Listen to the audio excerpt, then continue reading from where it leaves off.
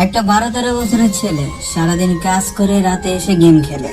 ছেলেটার মা বাবা থাকার পরেও না থাকার মতো, এতিমের মতো নানা বাড়িতে মানুষ হচ্ছে। আর হবে না কেন, মা বাবা কেউ তাকে দেখে না। ছোট বয়স থেকে মা বাবা ছাড়া নানা বাড়িতে বড় হওয়া কতটা কষ্টকর, এই ভিডিওটা না দেখলে বুঝতে পারবে না। তার আশেপাশের মানুষগুলাই তাকে নিয়ে কটূক্তি করে, তাকে খারাপ নজরে দেখে। আর এইগুলো যদি আপনিও শোনেন তাহলে আপনিও আমার মতো কান্না করে দিবেন আর ভাবতে শুরু করবেন এত ছোট্ট একটা ছেলে কিভাবে এত কষ্ট সহ্য করে। আর এইটুকু আমি গ্যারান্টি দিতে পারি, এই ভিডিওটা দেখার পর তোমাদের জীবন নিয়ে আর কোনো অভিযোগ থাকবে না। আর তুমি যদি একজন ফ্রি ফায়ার লাভার হয়ে থাকো তাহলে অবভিয়াসলি আজকের এই ভিডিওটি তোমার জন্যই, কারণ আজকের ভিডিওটি দেখার পর তোমাদের গেমের প্রতি ভালোবাসা আরো বেড়ে যাবে। চলো তাহলে ছোট্ট একটা ইন্ট্রো দিয়ে আজকের ভিডিও শুরু করি। Ladies and gentlemen, are you ready?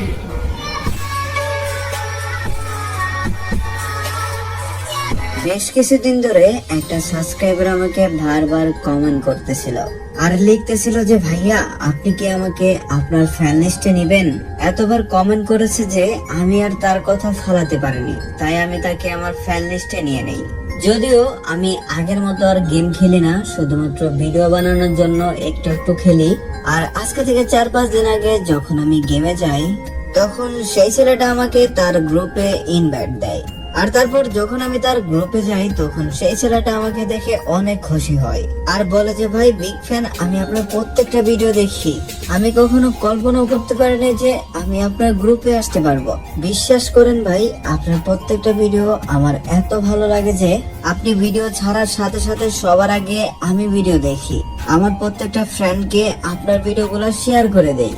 আর ভাই আপনি এখন আমার গ্রুপে আসছেন না, আমি স্ক্রিনশট নিয়ে রাখলাম, এখন আমার প্রত্যেকটা বন্ধুকে দেখাবো আর বলবো দেখ আমি A to Z Ninja gaming এর সাথে অ্যাড হয়েছি। আর যারা যারা আমাকে নিয়ে গেম খেলতো না তাদেরকেও দেখাবো আর বলবো তোরা আমাকে গেম খেলতে না নিলি, আমি এখন থেকে ইউটিউবারের সাথে গেম খেলবো।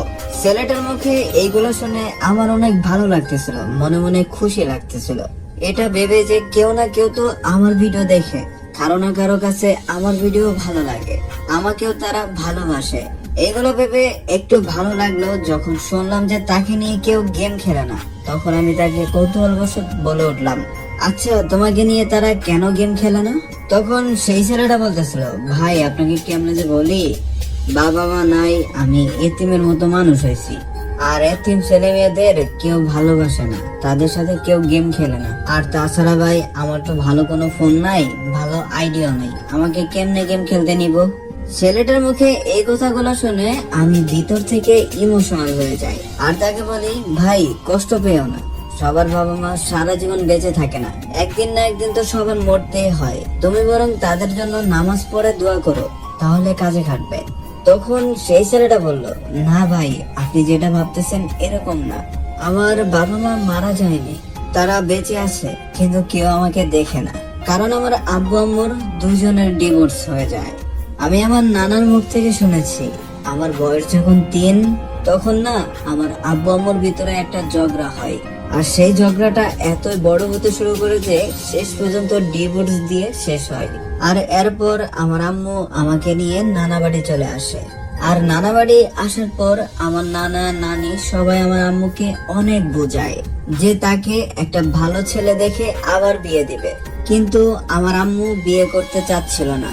আমার আম্মু সবাইকে বলে যে একটা মেয়ের জীবনে বিয়ে একবারই আসে, বারবার না, তোমরা আমাকে যতই বলো আমি বিয়ে করব না। আর আমার বিয়ে হয়ে গেলে আমার কলেজার টুকরা ছোট্ট ছেলেটাকে কে দেখবে?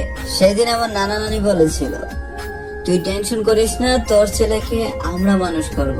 আর তাছাড়া তোর বিয়ে হইলে কি হবে, কয়দিন পর পর এসে দেখে যাবি, নয়তো তোর সাথে নিয়ে যাবি, একসাথে থাকবি তারা।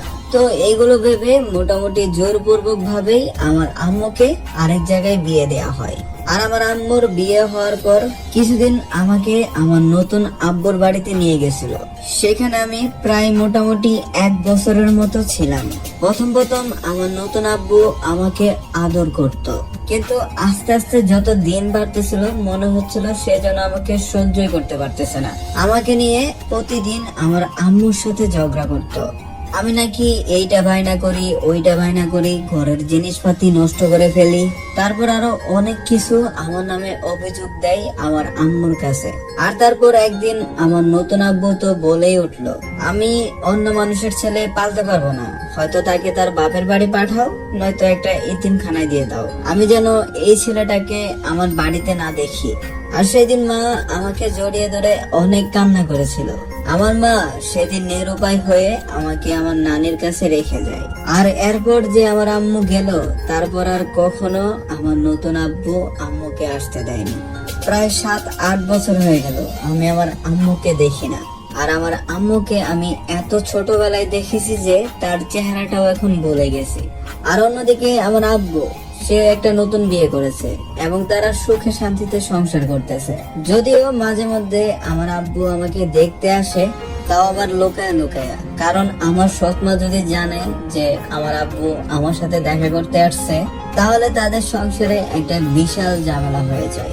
আর ছেলেটার মুখে এই কথাগুলো শোনার পর আমি অবাক হয়ে যাই। একটা ছোট্ট ছেলে বলে কি এগুলা? এই ছোট্ট জীবনে তার কত কষ্ট, অথচ আমাদের একটু কষ্ট না হতেই আমরা নিজের জীবন নিয়ে কত অভিযোগ করি। তখন ছেলেটাকে আবারও বললাম, আচ্ছা ভাই, তুমি কষ্ট পেও না, যার কেউ নাই তার উপরওয়ালা আছে। তখন সেই ছেলেটা বলে, জি ভাই, এগুলা ভেবেই তো বেঁচে আছে। ভাই, একটা কথা কি জানেন, আমার নানি আমাকে কখনো কাজ করতে দেয় নাই। আমি ছোটবেলা থেকেই আমি আমার আব্বু আম্মুর আদর পাইনি, কিন্তু আদর পেয়েছি আমি আমার নানির। আমার নানি আমাকে কখনো বুঝতে দেয়নি যে আমার বাবা মা নাই। আমাকে সব সময় নিজের হাতে খাইয়ে দিত, আমাকে নিজের হাত দিয়েই গোসল করিয়ে দিত, আমার মাথার চুল আঁচড়ে দিত, কাপড় চোপড় ধুয়ে দিত, আর সামর্থ্যের ভিতরে যখন যা চাইতাম তাই এনে দিত। সব সময় আমাকে আগলে রাখতো। আমি মনে হয় আমার জীবনের সব থেকে আমার নানিকে বেশি ভালোবাসি। আমার জীবনের পুরোটা জুড়ে রয়েছে আমার নানি। নানি আমাকে কখনো কষ্ট পেতেই দেয় নাই, কিন্তু ওই যে আমার লাইফে বেশি দিন সুখ থাকে না। হঠাৎ করে একদিন আমার নানিও আমাকে ছেড়ে না ফেরার দেশে চলে যায়। সেদিন আমি অনেক কেঁদেছিলাম, আমার কান্না থামাতে পারিনি। আর আমার নানি মরে যাওয়ার পর আমার লাইফটা আবারও অন্যরকম হতে শুরু করে। আমাকে সবাই আবারও খারাপ চোখে দেখতে শুরু করে। আমার জন্যই নাকি আমার নানি মারা গেছে। আরেকটা কথা কি জানেন, আমার নানি মারা গেছে, তবু আমার আম্মু দেখতেও আসে নাই। আর আমার আম্মু আমার জন্য নাকি দেখতে আসতে পারে নাই। আমি সেদিন মনে মনে ভাবছিলাম, হয়তো আজকে আমার আম্মুকে দেখতে পারবো। সে এসে আমাকে বলবে, বাবা তুই কান্না করিস না, আমি চলে এসেছি। দেখ বাবা, তুই তাকিয়ে দেখ, আমি তোর মা চলে এসেছি। আজকে থেকে আমি তোর সাথেই থাকবো, আমি আর তোকে ছেড়ে কখনো কোথাও যাব না। এগুলো আমি মনে মনে ভাবলেও কিন্তু এগুলা সত্য হয় না। আমার চিন্তা ভাবনা কল্পনায় থেকে যায়। আমার মা সেদিন আর দেখতে আসে না, আর এর জন্য একমাত্র দায়ভার আমার উপরে গছিয়ে দেয়। আবার কেউ কেউ তো বলে আমার জন্য নাকি আমার আব্বু আম্মু আলাদা হয়ে গেছে, আমার জন্যই আমার নানি মারা গেছে, আমি নাকি অলক্ষী। বাকি আছে আমার নানা, সেও এখন বৃদ্ধ, বেশি একটা চলাফেরাও করতে পারে না, তাই আমার নানা বাড়ির সকল কাজ আমার নিজেরই করতে হয়। অন্যদিকে আমার মামা মামি তারাও আলাদা হয়ে গেছে। আমার মামি সবসময় আমাকে নিয়ে আমার নানির সাথে ঝগড়া করত, বলতো আমাকে যতটা ভালোবাসে আমার নানি, ততটা কেন তার ছেলে মেয়েকে ভালোবাসে না। আমাকে খাইয়ে দেয়, কেন তার ছেলে মেয়েকে খাইয়ে দেয় না। বিশ্বাস করেন ভাই, আমি দেখেছি আমার নানি যখন আমাকে খাইয়ে দিত, তখন আমার মামাতো ভাইকেও খাইয়ে দিত। কেন জানি তারপরেও আমার মামি আমার নানির সাথে ঝগড়া করত। আমার মামিকে অনেক বুঝিয়েছেও যে আমার বাবা মা নাই, তাই আমাকে একটু বেশি আদর করে। তাই বলে কি আমি তোমার ছেলে মেয়েকে আদর করি না? তোমার ছেলে মেয়েকেও আমি অনেক আদর করি।